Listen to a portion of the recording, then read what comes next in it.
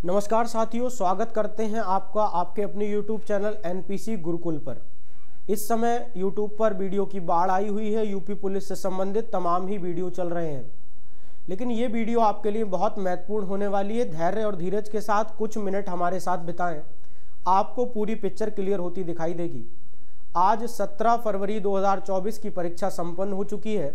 दोनों ही शिफ्टों के अभ्यर्थी अपनी परीक्षा देकर घर पहुंच रहे हैं या पहुंच गए हैं। विद्यार्थी कहीं ना कहीं अपने पेपर को मैच करके सही आंसर खोजने में लगे हैं और वो इंटरनेट पर यूट्यूब पर ये सर्च कर रहे हैं कि कितनी कट ऑफ सेफ रहेगी। पहले तो मैं उन विद्यार्थियों को बधाई देना चाहूँगा जिनके अच्छे नंबर बन रहे हैं या जितना वो समझ रहे हैं कि ये सेफ स्कोर है और हम इसके बाद सिक्योर हो जाएंगे। कितना स्कोर आपका सेफ रहने वाला है कैटेगरी के हिसाब से, उसकी बात भी इस वीडियो में की जाएगी। आज मैं सबसे पहले आपको पेपर के बारे में बता देना चाहता हूँ। सारे अभ्यर्थी इस बात से मेरी सहमत होंगे कि पेपर ना ही बहुत टफ रहा और ना ही बहुत आसान रहा। पेपर का लेवल कुछ नॉर्मल था। हाँ, कुछ चीज़ें ऐसी थीं जिस पर शायद आपकी नज़र अवश्य गई होगी अगर आपने परीक्षा दी है। पेपर जिस हिसाब से सोचा जाता है, एसएससी वगैरह की अगर हम बात करें या किसी कंप्यूटर बेस्ड पेपर की बात करें, तो वहाँ पर सेक्शन या विभाग विभाजित होते हैं कि पहले जो 30 या 35 प्रश्न हैं वो इस सब्जेक्ट से आधारित हैं और अगले 30-35 प्रश्न इस सब्जेक्ट से आधारित हैं। यहाँ तक कि एसएससी की कुछ परीक्षाओं में ये भी देखा गया कि एक सेक्शन अगर पहले अटेम्प्ट ना किया जाए तो दूसरा सेक्शन नहीं खुलता। क्योंकि ये परीक्षा ऑफलाइन थी, पेन पेपर की परीक्षा थी, इस पेपर में प्रश्नों को इतने बुरे ढंग से रखा गया जिससे खासा नाराजगी देखने को मिली है। कुछ अभ्यर्थियों से एनपीसी गुरुकुल की टीम ने जब बात की तो वो इस बात पर खासा नाराज और रोष व्यक्त करते हुए उन्होंने कहा कि प्रश्नों का कोई क्रम ही नहीं था। अगर शुरुआत मानसिक अभिरुचि से थी तो वहीं 8-10 प्रश्न के बाद हमने मैथ के प्रश्नों को देखा, या कहीं पर जीएस है तो उसके बाद फिर मानसिक अभिरुचि आ जा रही है, हिंदी आ रही है उसके बाद फिर मानसिक अभिरुचि आ जा रही है। मैथ के प्रश्नों का भी कुछ क्रमवार हमें समझ नहीं आया। इससे विद्यार्थी जो 2 घंटा में अपना पेपर करने वाले थे उन्हें खासा दिक्कत हुई। एफिशिएंसी घटाने में इस तरीके के पेपर बनाने का इस्तेमाल किया गया। सरकार का मोटिव ये था कि कहीं कट ऑफ बहुत ज़्यादा ना जाए और अभ्यर्थी सारे प्रश्नों को अटेम्प्ट ही ना कर पाए। जो अभ्यर्थी प्रतियोगी इस परीक्षा को पहली बार दे रहे थे उन्हें तो ऐसा लगा कि वो आधा पेपर ही पढ़ पाए हैं और 2 घंटा बीत गया है। उनकी OMR शीट खींच ली गई, उनका समय समाप्त हो गया, ऐसा देखने को मिला। इस प्रकार के पेपर को बनाने के पीछे क्या कुछ रणनीति सरकार की या उत्तर प्रदेश पुलिस बोर्ड की रही, उसके बारे में भी चर्चा करेंगे। तो आज आप मेरे पास देख पा रहे हैं कि दोनों पाली की परीक्षा संपन्न हो चुकी है। इस पर जो कुछ महत्वपूर्ण बिंदु निकल कर आए उसके ऊपर यह चर्चा करने के लिए काफ़ी है। आप मेरे साथ यहाँ देखेंगे कि 18 तारीख को अगर कुछ विद्यार्थी देने वाले हैं तो परीक्षा देने वाले उनके लिए क्या महत्वपूर्ण सुझाव हो सकते हैं। ये सुझाव का जन्म यहीं से होता है कि आज 17 तारीख में विद्यार्थियों ने किस किस तरह की परेशानियों का सामना किया। पहली परेशानी तो ये रही कि विद्यार्थियों को 2:30 बजे के बाद एंट्री पर रोक थी। तो कुछ विद्यालयों में ऐसा देखा गया कि विद्यार्थी 2:30 बजे अंदर जाने के बाद परेशान हो गए। आधे घंटे में उनके दिमाग उनके साथ खेल रहा था और उनका दिमाग इस बात को सोचकर परेशान था और बहुत अलग तरीके की धारणाएं बना रहा था। खैर, ये तो एक सही कदम था क्योंकि परीक्षा शुरू होने में और एंट्री बंद होने में एक समय गैप का रहना बहुत ज़रूरी था। आगे अगर हम चलते हैं तो देखा गया कि जिस प्रकार से पेपर आपको मिला, पेपर मिलने के बाद अभ्यर्थी को ये उसने सोच रखा था कि भाई पेपर में कहीं ना कहीं मुझे ऐसा लिखा मिलेगा कि यहाँ से हिंदी के प्रश्न हैं, यहाँ से जीएस के प्रश्न हैं, यहाँ से मानसिक अभिरुचि के प्रश्न हैं और यहाँ से मुझे मैथ यानी गणित के प्रश्न देखने को मिलेंगे। पर इस प्रकार का विभाजन बिल्कुल भी पेपर में नहीं देखने को मिला। विद्यार्थी इस बात से परेशान है और इस पेपर को इस तरीके से नहीं बनाया जाना चाहिए था, ऐसा मत हमारा भी है। पेपर की अगर टफनेस की बात करें तो जो विद्यार्थी इसको रटने पे फोकस लगाए हुए थे कि ज़्यादा से ज़्यादा बातों को सीख लें, जान लें और रट लें, उन अभ्यर्थियों का पेपर, आप मेरी बात से सहमत हैं कि बिल्कुल बेकार हुआ है। वो ये मान के चल रहे हैं कि हमारा तो सिलेक्शन यहाँ नहीं हो पाएगा, क्योंकि पेपर को इस तरीके से डिज़ाइन किया गया कि रटने वालों का यहाँ सिलेक्शन रोका जाए, जबकि जिनकी तार्किक शक्ति उत्तम है, जिनकी मानसिक अभिरुचि उत्तम है, चीज़ों को करने और समझने की शक्ति प्रबल है, वही कांस्टेबल की भर्ती में यहाँ पर वर्दी पहने। ऐसा इंतज़ाम इस पेपर ने किया। अगर आप बहुत ज़्यादा रट कर गए थे जीएस को, हिंदी को, तो वहाँ पर दिक्कत देखने को मिलेगी। दूसरी बात ये कि आपने जब जब भी तैयारी की होगी, चाहे ऑफलाइन की हो या ऑनलाइन की हो, इस बात को मैं 1000% सच बना के आपको बता रहा हूँ, क्योंकि ऐसा देखा गया। ज़्यादातर टीचर्स ने, अध्यापक ने ये कहा कि अगर आपको वर्दी लेनी है तो आपको वर्दी हिंदी ही दिला सकती है, पर आज हिंदी ने खेल पलट दिया है। आज हिंदी ने अपना रुतबा कायम रखा और एक तरीके से बात को पूरे सिरे से नकार दिया गया। यानी कि क्या हुआ है, हिंदी जो आपके सिलेक्शन में भागीदार बनती थी, अब हिंदी प्रेजेंट तो थी, मौजूद तो थी, लेकिन आप ये समझ लीजिए कि उसका रोल आपके सिलेक्शन में बहुत ज़्यादा नहीं रहा, क्योंकि हिंदी इस प्रकार से दी गई कि लगभग हर एक अभ्यर्थी जिसने थोड़ी सी भी मेहनत की है या हिंदी को जानता है, तो वो यहाँ पर ज़्यादा से ज़्यादा प्रश्न कर पा रहा था। सर, सवाल ये बनता है कि इस पेपर में सिलेक्शन कराने के लिए कौन सा विभाग मौजूद था, जिम्मेदार था, कि कौन सा सेक्शन ऐसा है जो हमें सिलेक्शन करा के दे रहा। तो ये बात आपको जान लेनी चाहिए कि अगर मानसिक अभिरुचि में आपने उत्कृष्ट परफॉर्मेंस दिया है, मानसिक अभिरुचि, इस पेपर को देखकर ये पता चलता है कि मानसिक अभिरुचि आपको वर्दी पहनाने में बहुत अहम भूमिका निभा रही है।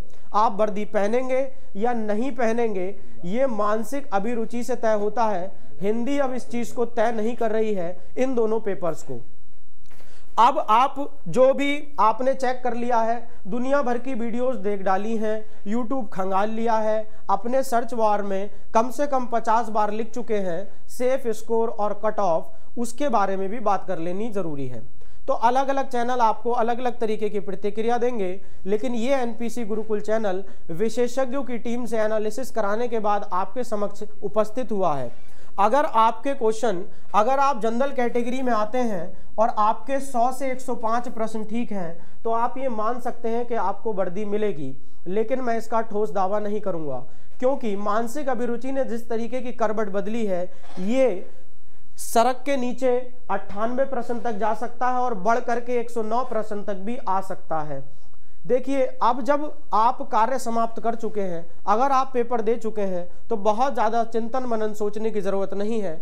अगर आप ऑन एन एवरेज 100 प्रश्न ठीक करके आ रखे हैं या 105 प्रश्न जनरल कैटेगरी में होकर ठीक किए हैं, तो आप अपना समय बेकार ना करते हुए एक दिन का रेस्ट लें और 19 तारीख से ही अपनी फिजिकल की तैयारी शुरू कर दें, क्योंकि यहाँ पर जो दौड़ है वो कोई 200 मीटर या 100 मीटर की फर्राटा तो है नहीं कि गुरुजी एक माउंटेन ड्यू पी लूँगा, डर के आगे जीत है, या रेड बुल पी लूँगा और उसके बाद फर्राटा मार के निकल जाऊँगा।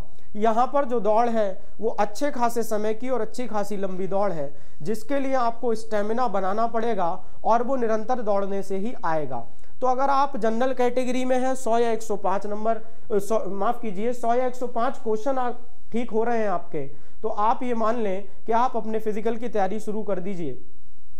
अगर आप ओबीसी कैटेगरी में हैं, तो ये जो क्वेश्चन है इनको 5-5 नंबर आपको कम करना पड़ेगा। हालांकि अगर हम पिछली बार की बात करें तो यहाँ पर बहुत ज़्यादा डिफरेंस देखने को नहीं मिला जनरल और ओबीसी की कट ऑफ में।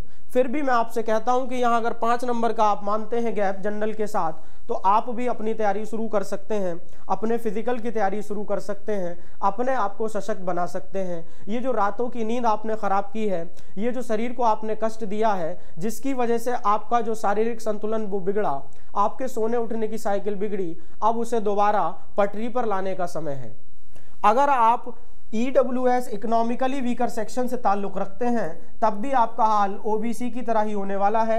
SC और ST, यहाँ पर जो आरक्षण के तहत हम SC ST को देखते हैं, इनके लिए प्रश्नों की संख्या कुछ कम रहेगी, 90-95 SC और ST 80-85। फिलहाल पूरे एनालिसिस के बाद, पूरे विश्लेषण के बाद हम इस निष्कर्ष पे पहुंचे हैं कि अगर आप मेरे पीछे देख पा रहे इतने क्वेश्चन ठीक करते हैं, तो अपनी कैटेगरी के अकॉर्डिंग देख लीजिए। अगर इतना ठीक होता है तो ज़रूरी है कि अब आप अपनी नज़र फिजिकल पे बनाएं। आपने जो मेहनत की है लिखित परीक्षा में वो आपकी निकल करके आएगी। पर यूँ ना हो कि लिखित परीक्षा तो आपने बहुत उत्तम दे ली लेकिन अपने फिजिकल में आप मात खा जाएं। इसके लिए आप स्वयं उत्तरदायी होंगे, आप स्वयं जिम्मेदार होंगे। ये ऐसी गलती होगी जिसका पछतावा हमें सालों तक रहने वाला है, क्योंकि 2019 के बाद पुनः कांस्टेबल की भर्ती हमने 2024 में देखी। अगर हम देखें तो मोटा माटा हमको 4 साल का यहाँ पर वेट करना पड़ा।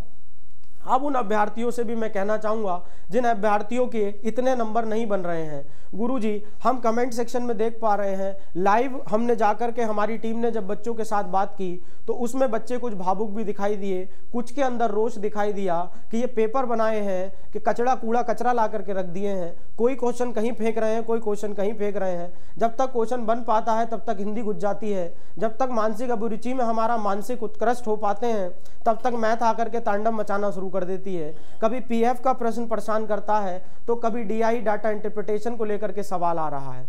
देखिए उनका रोष अपनी जगह जायज है, उनके साथ भी हमारी सहानुभूति है।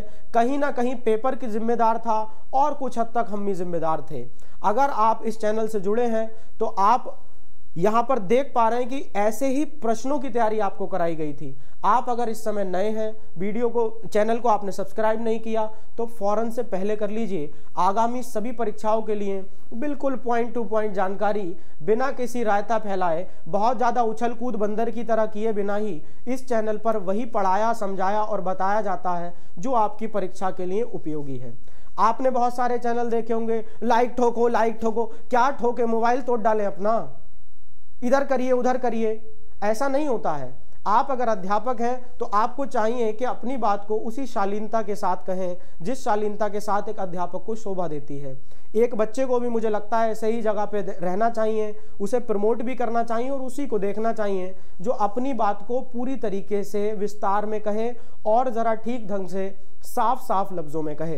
तो मैंने साफ लफ्ज़ों में आपके साथ बात की, यहाँ कट ऑफ की। उससे पहले मैंने बात की कि आपने पेपर में किस प्रकार का जो है रवैया, इस बार जो यूपी पुलिस बोर्ड था, भर्ती बोर्ड, उसने किस प्रकार का रवैया इख्तियार किया, उस पर भी मैंने चर्चा की।